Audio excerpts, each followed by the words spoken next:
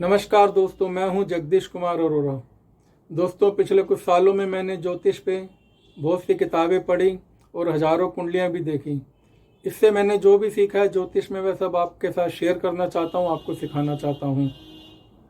दोस्तों, ज्ञान ही एक ऐसी चीज़ है जिसे आप जितना बांटें उतना बढ़ता है। बांटने से हर चीज़ कम होती है, लेकिन ज्ञान एक ऐसी चीज़ है जो बांटने से बढ़ती है। दोस्तों, हमें भगवान कभी भी दुख नहीं देते। हमारी कुंडली में जो ग्रहों की स्थिति होती है, उसी से हमारे जीवन में सुख दुख उतार चढ़ाव आते हैं। और एक दोस्तों, लोग चंद्र राशि से अपना राशिफल देखते हैं। चंद्र राशि से राशिफल नहीं देखना चाहिए, क्योंकि चंद्र देवता एक राशि में 54 घंटे रहते हैं। लगन से देखना चाहिए। लगन सिर्फ 2 घंटे का होता है। 12 लगन होते हैं, 12 राशियां होती हैं, और हर 2 घंटे में लगन बदलता है। तो 12 दूनी 24, 24 घंटे में सारे के सारे लगन कंप्लीट हो जाते हैं। सूर्य उदय के समय सूर्य देव जिस राशि में होते हैं, वहीं से लगन शुरू होता है उस दिन। जैसे आजकल सूर्य देवता तुला लगन में है, तो तुला लगन से ही दिन की शुरुआत होगी। फिर उसके बाद वृश्चिक लगन आएगा, धनु लगन आएगा। सब लगन 2-2 घंटे के होते हैं दोस्तों। तो मैंने जो भी सब सीखा वह आपके साथ शेयर करना चाहता हूँ। मैं आपको 15 नवंबर 2022 दिन मंगलवार कैसा रहने वाला है, लोगों का दिन, वह सब आपके साथ शेयर करता हूँ। दोस्तों, जैसे कि मैंने आपको बताया, हमारे ऊपर जो ग्रहों का प्रभाव रहता है, उसी का हमें सुख दुख मिलता है। हमारे ऊपर 3 तरह से ग्रहों का प्रभाव रहता है। एक तो ओरिजिनल कुंडली में ग्रहों की स्थिति क्या है। दूसरा, हमें कौन सी महादशा अंतरदशा चल रही है, उस ग्रह की स्थिति कुंडली में कैसी है। और तीसरा, ट्रांजिट में ग्रहों की स्थिति कैसी है, लग्नेश कहाँ पर है, और चंद्रदेव किस राशि और किस नक्षत्र में गोचर कर रहे हैं, उसका भी हमें फल मिलता है। दोस्तों, चंद्र देवता का हमारे ऊपर सबसे ज़्यादा प्रभाव पड़ता है, क्योंकि धरती के सबसे करीब है और हमारे मन के भी कारक होते हैं। तो सबसे ज़्यादा प्रभाव हम सभी लोगों के ऊपर जो इस धरती पर रह रहे हैं, ग्रहों में चंद्र देवता का रहते हैं। तो आइए शुरुआत करते हैं। मंगलवार 15 नवंबर 2022 को लोगों का दिन कैसे रहने वाला है। तो जैसे कि मैंने बताया, लगन से ही देखना चाहिए। तो मेष लगन वाले, कुंडली का जो फर्स्ट हाउस होता है वही आपका लगन होता है। तो उसी से आप अपनी कुंडली खोलेंगे।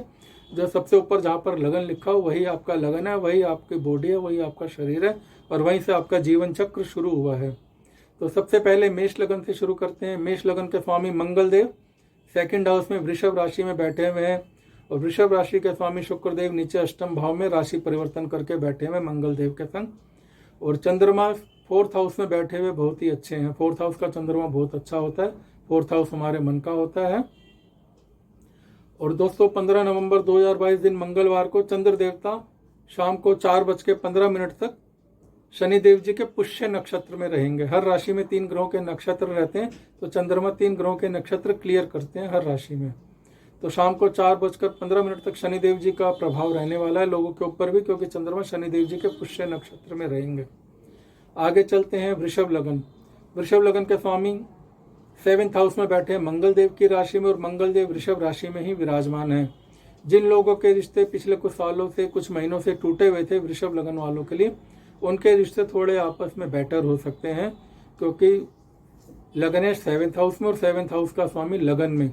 तो ये रिश्ते जुड़ने के लिए अच्छा समय वृषभ लगन वालों के लिए बता रहा हूँ। और चंद्रमा 3rd हाउस में, 3rd हाउस कम्युनिकेशंस का होता है, ऑनलाइन शॉपिंग का होता है, छोटे भाई बहनों का होता है, दोस्तों का होता है, और कुछ छोटी यात्राओं का भी होता है। तो आपका हो सकता है कि आज कुछ ऑनलाइन शॉपिंग करें, अपने भाई बहनों से, दोस्तों से मिलें, या उनको फोन पर बात करें, या कोई छोटी यात्राओं का आपका योग बन सकता है। इसके बाद चलते हैं अगला लगन, मिथुन लगन। दोस्तों, मिथुन लगन में चंद्रमा 2nd हाउस में बैठे हैं, बहुत अच्छा है। 2nd हाउस धन का कारक होता है, परिवार का होता है, या चंद्रमा अच्छे हैं। लेकिन मिथुन लगन के स्वामी बुध स्वयं 6ठे भाव में चल रहे हैं मंगल देव की राशि में, और मंगल देव जो है 12th हाउस में चल रहे हैं। मिथुन लगन से बता रहा हूँ दोस्तों। तो ये मिथुन लगन वालों के लिए समय ठीक नहीं है। तो यहाँ पर हो सके तो मिथुन लगन वालों को माँ दुर्गा जी की पूजा करनी चाहिए, और छोटी कन्याएं जो बुध का कारक होती हैं, उनको हरे रंग की चीज़ गिफ्ट करनी चाहिए। जैसे हरा रंग का पर्स हो गया, हेयर बैंड हो गए, रिबन हो गया, हरे रंग की चूड़ियाँ हो गई, या हरे साबुत मूंग भिगोकर पक्षियों को भी डाल सकते हैं। तो बुधदेव, ये मिथुन लगन वालों को बुधदेव का उपाय करना चाहिए। इससे इनकी हेल्थ जो खराब रहने के योग बन रहे हैं इन दिनों में, उसमें थोड़ा सुधार होने का योग रहेगा, नहीं तो व्यर्थ की परेशानी आएंगी। आगे चलते हैं कर्क लगन। कर्क लगन में स्वयं चंद्रमा विराजमान है, और पुष्य नक्षत्र है। पुष्य नक्षत्र के स्वामी शनिदेव महाराज 7th हाउस में बैठे हैं। ऑलमोस्ट दोनों ही अपने अपने घर में हैं, तो दिन ठीक रहने वाला है कर्क लगन वालों के लिए भी। उसके बाद चलते हैं सिंह लगन। सिंह लगन के स्वामी सूर्यदेव महाराज 3rd हाउस में गोचर कर रहे होंगे। तुला राशि में आजकल सूर्यदेव, और वहीं पर राहु केतु का प्रभाव है। शनिदेव जी की 10वीं दृष्टि भी सूर्यदेव के ऊपर पड़ रही है। तो ऐसे में इन दिनों में हो सकता है कुछ सिंह लगन वालों को स्किन एलर्जी होगी, क्योंकि शनिदेव जी रोगेश हो जाते हैं, और अगर शनिदेव जी की सूर्य के ऊपर दृष्टि पड़ रही हो सिंह लगन वालों के ऊपर, तो ऐसे लोगों को स्किन एलर्जी हो जाती है। एक तो हो सके तो सूर्यदेव के मंत्रों का जाप करें, ओम रांग रींग रोंग स सूर्याय नमः 108 बार।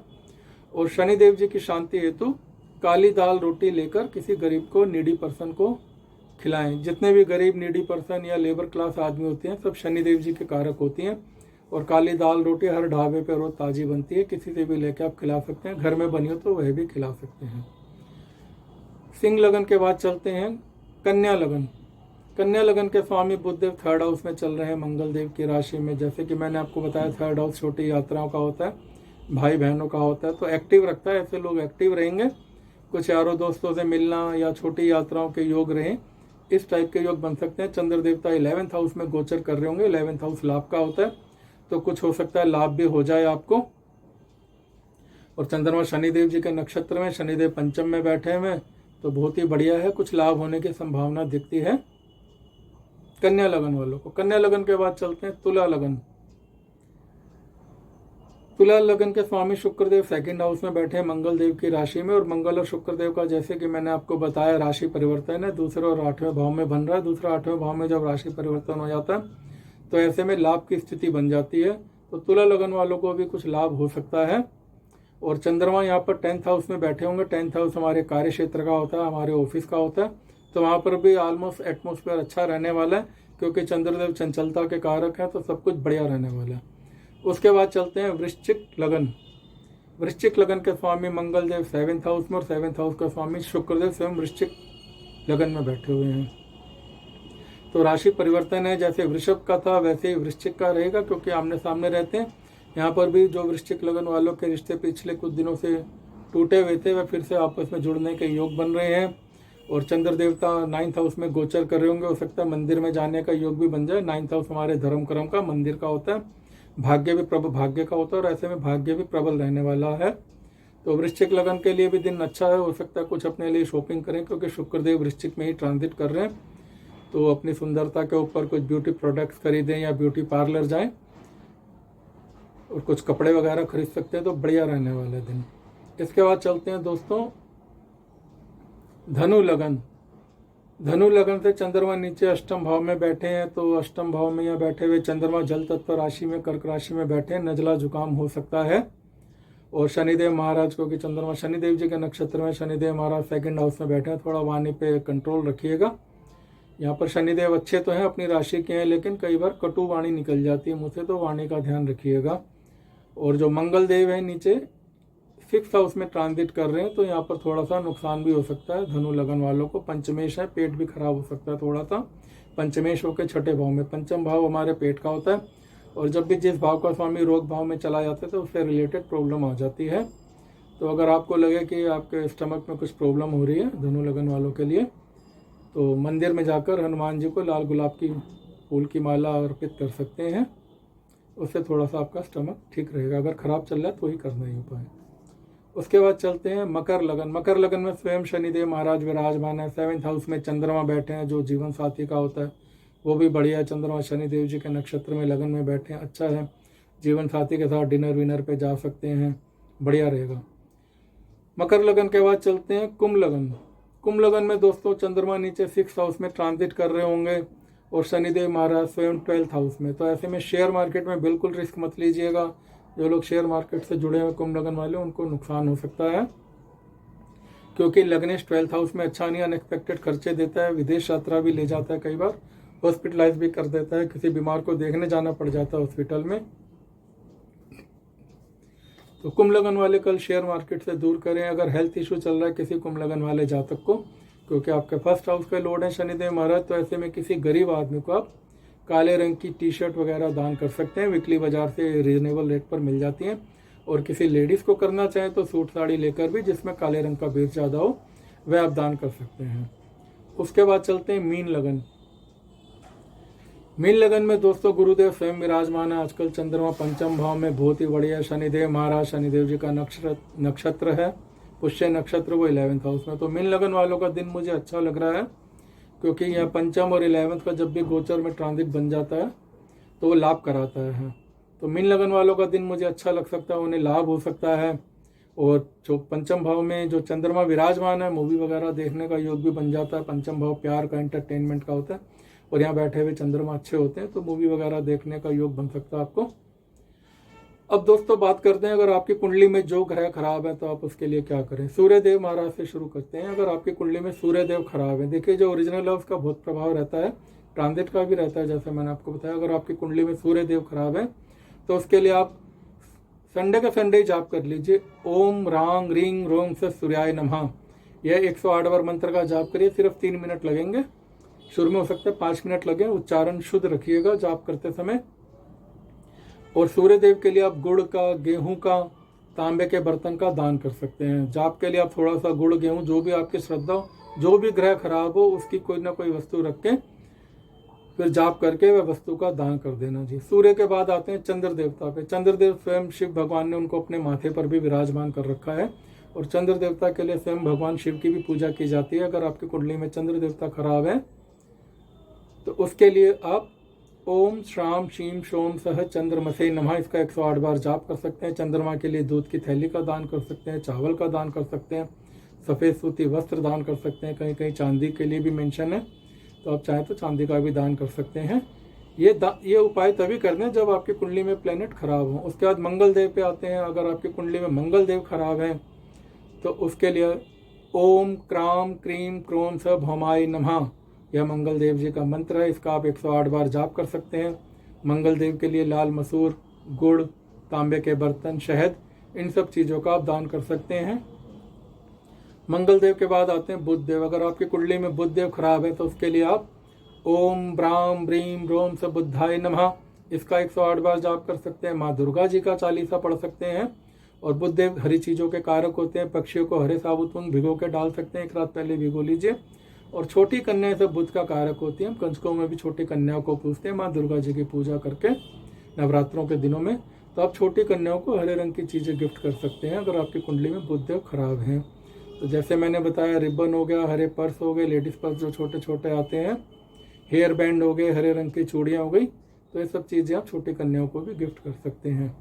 उसके बाद अगर आपकी कुंडली में गुरुदेव खराब हैं तो गुरुदेव के लिए ओम ग्रांग ग्रींग ग्रोंग से गुरुवे नमः, इस मंत्र का 108 बार जाप कर सकते हैं। और गुरुदेव के लिए तो आप चने की दाल का दान कर सकते हैं, बेसन के लड्डू दे सकते हैं, केले दे सकते हैं, पीले कुर्ते का कपड़ा दे सकते हैं, केसर दे सकते हैं। ये सब चीज़ें आप किसी ब्राह्मण को दे सकते हैं। गुरु का दान हो सके तो हमेशा ब्राह्मण को ही करना चाहिए, क्योंकि गुरु जो धर्म कर्म के कारक हैं, ज्ञान के कारक हैं, धार्मिक ज्ञान के कारक हैं। तो गुरु की जिसकी भी कुंडली में खराब हो सके तो गुरु की वस्तु गुरु को ही दान करें, किसी योग्य ब्राह्मण को करें, और जितने बुजुर्ग हों उतना अच्छा है। गुरु के बाद दोस्तों शुक्र पे चलते हैं। शुक्र अगर आपकी कुंडली में खराब है तो ओम द्राम द्रीम ध्रुम से शुक्राय नमः, इस मंत्र का 108 बार जाप कर सकते हैं। श्री लक्ष्मी जी का चालीसा भी पढ़ सकते हैं। और शुक्र देव के लिए देसी घी हो गया, आटा हो गया, चीनी हो गई, मिश्री हो गई, सफ़ेद मिठाइयाँ, रसगुल्ले वगैरह, सफ़ेद फैंसी जितनी भी आइटम है सब शुक्र का कारक हो जाती हैं, क्योंकि शुक्रदेव सुंदरता के भी कारक हैं। जैसे मैंने चंद्रमा के लिए कहा था कि सफ़ेद सूती वस्त्र, तो शुक्रदेव के लिए आपको कढ़ाईदार सफ़ेद सूती वस्त्र आप दान कर सकते हैं। पिंक कलर भी शुक्र का होता है। अगर किसी की कुंडली में शुक्रदेव खराब है तो पिंक कलर के साड़ी सूट किसी फीमेल को दान कर सकते हैं, गिफ्ट कर सकते हैं।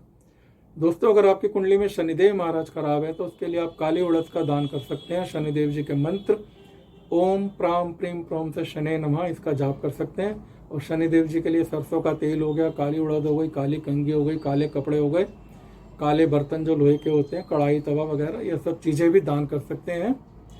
दोस्तों अगर आपकी कुंडली में राहु देव और केतु देव महाराज खराब हैं, एक तो बता दूं जो हमारे घर का बाथरूम होता है वह राहु देव के कंट्रोल में होता है, वहाँ पर राहु देव का प्रभाव रहता है।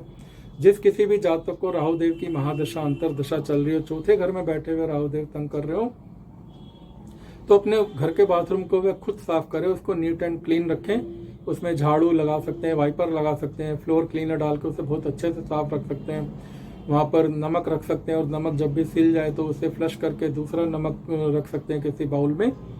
तो हमारा जो घर का बाथरूम होता है राहु देव के प्रभाव में होता है, वहाँ पर रोशनी रख सकते हैं, शाम होते ही वहाँ पर आप लाइट जला के रखिए, तो इससे राहु देव जी का बुरा फल कम हो जाएगा।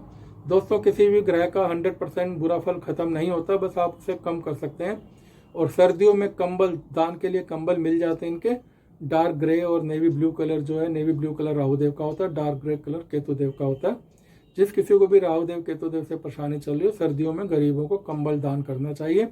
आप देख लें आपकी कुंडली में राहु देव जिस राशि में उस दिन को दान कर सकते हैं, और केतु देव जिस राशि में उस दिन को। जैसे मान लीजिए किसी के राहु देव मेष राशि में, तो मेष राशि मंगल देव के, तो मंगलवार को राहु देव के दान कर सकते हैं। और मेष राशि के ठीक सामने केतु देव महाराज विराजमान होंगे, वो शुक्र की राशि है, तो आप शुक्र देव को भी कंबल दान कर सकते हैं। और केतु देव के लिए दोस्तों हमारे धर्मशास्त्रों में लिखा हुआ है कि आप गणेश जी को दुर्वा अर्पित कर सकते हैं, कुत्तों की सेवा कर सकते हैं, डोगी को दूध प्लेट दे सकते हैं। जो हमारे कान होते हैं, यहाँ पर केतु देव का प्रभाव रहता है, कानों में सोना डाल सकते हैं। और जो भी विकलांग व्यक्ति हैं, जिनके हाथ पैर कटे होते हैं, नीडी पर्सन होते हैं, जो जरूरतमंद, वह सब केतु देव के कारक होते हैं, तो उनको भी आप कुछ ना कुछ चीज़ें गिफ्ट कर सकते हैं, खाना पीना दे सकते हैं, भोजन कर सकते हैं। तो दोस्तों, ये मेरी शुरुआत है, आगे आने वाले टाइम में हम और भी अच्छी अच्छी बातें शेयर करेंगे, जो मैंने सीखा है वह सब आपको बताऊं। अभी यहीं से शुरुआत करते हैं। नमस्कार, जय हिंद।